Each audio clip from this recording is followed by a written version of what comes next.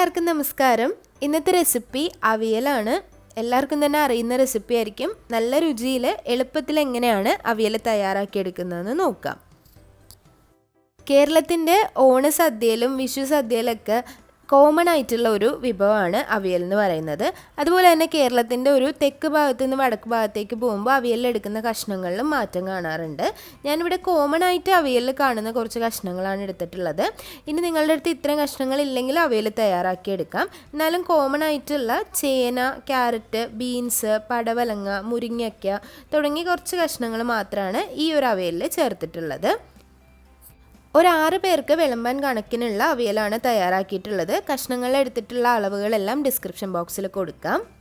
പച്ചക്കറികൾ നന്നായി കഴുകി നീളത്തിൽ കനം കുറച്ചാണ് അരിഞ്ഞെടുത്തിട്ടുള്ളത്. അവിയലിലേക്കുള്ള അരപ്പ് തയ്യാറാക്കാൻ വേണ്ടി മിക്സിയുടെ ചെറിയ ജാറിലേക്ക് ഒരു 1.5 കപ്പ് തേങ്ങ എടുത്തിട്ടുണ്ട്. ഒരു 2 പച്ചമുളക് എടുത്തിട്ടുണ്ട്. എരിവിനനുസരിച്ച് ചേർത്ത് കൊടുക്കാം. ഒരു 3 വരെയൊക്കെ മാക്സിമം എടുക്കാം.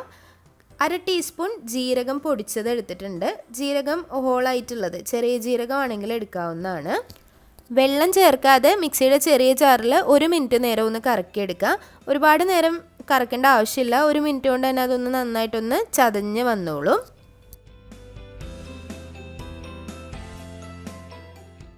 അവിയൽ തയ്യാറാക്കാൻ വേണ്ടി കഷ്ണങ്ങൾ ആദ്യം ഒന്ന് വേവിച്ചെടുക്കുക. അതിനുവേണ്ടി 1 ടേബിൾ സ്പൂൺ വെളിച്ചെണ്ണ നന്നായി ചൂടായ ഒരു പാനിലേക്ക് ഒഴിച്ചു കൊടുക്കുക.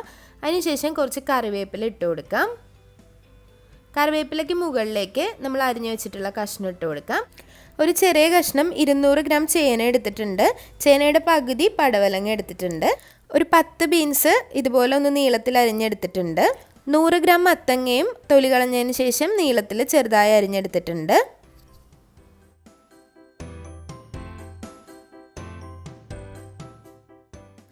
ഒരു മീഡിയം സൈസ് ക്യാരറ്റ് ചെറുതായി അരിഞ്ഞെടുത്തിട്ടുണ്ട്. അതുപോലെ ഒരു കായ എടുത്തിട്ടുണ്ട്. ഒരു അധികം വലിപ്പമില്ലാത്തൊരു കായ ചെറുതായിട്ടൊന്ന് തൊലി കളഞ്ഞതിന് ശേഷം നീളത്തിൽ അരിഞ്ഞെടുത്തിട്ടുണ്ട്. ഇനി ഒരു 2 മുരിങ്ങക്കായാണ് എടുത്തിട്ടുള്ളത്. ആവശ്യത്തിന് ഉപ്പ് കൂടി ചേർത്തിട്ട് ഇതൊന്ന് അടച്ചു വയ്ക്കുക. ഈ സമയം മഞ്ഞൾപ്പൊടി ചേർക്കണം എന്നുള്ളവർക്ക് ചേർത്ത് കൊടുക്കാവുന്നതാണ്. ഇതൊന്ന് അടച്ചു വെച്ച് ഒന്ന് ആവി കയറ്റിയെടുക്കാം. ഒരു 3 മിനിറ്റ് നേരം ഒരു മീഡിയം ഫ്ലെയിമിൽ അടച്ചു വെച്ച് ആവി കയറ്റിയതിന് ശേഷം തുറന്ന് നല്ലതുപോലെ ഒന്ന് മിക്സ് ചെയ്യണം.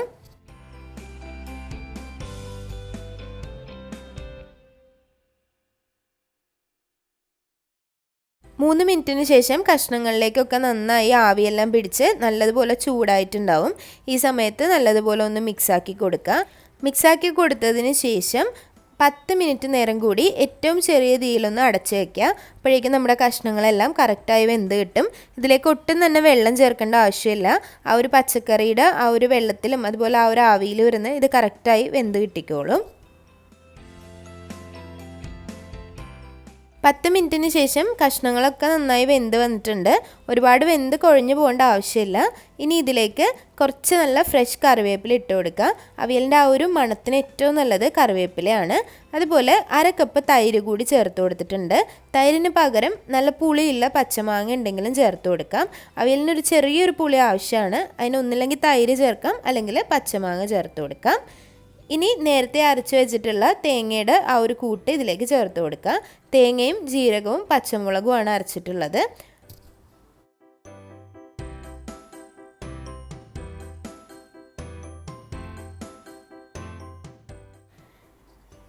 നല്ലതുപോലെ മിക്സാക്കി കൊടുത്തതിന് ശേഷം ഇതിലേക്ക് കുറച്ചുകൂടി മഞ്ഞൾ കളർ വേണമെന്നുണ്ടെങ്കിൽ കുറച്ച് മഞ്ഞൾപ്പൊടി ചേർത്ത് കൊടുക്കാം.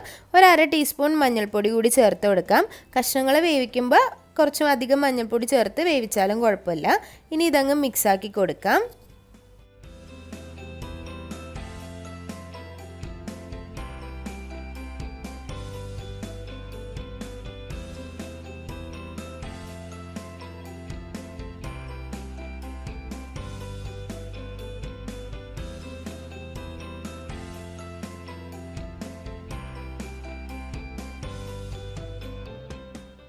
അത്യാവശ്യം കഷ്ണങ്ങളിലും അതുപോലെ തേങ്ങയിലൊക്കെ ചൂടെല്ലാം പിടിച്ച് നല്ലതുപോലെ മിക്സായി വരുന്ന സമയത്ത് ഇതിലേക്ക് കുറച്ച് പച്ച വെളിച്ചെണ്ണ കൂടി ചേർത്ത് കൊടുക്കണം.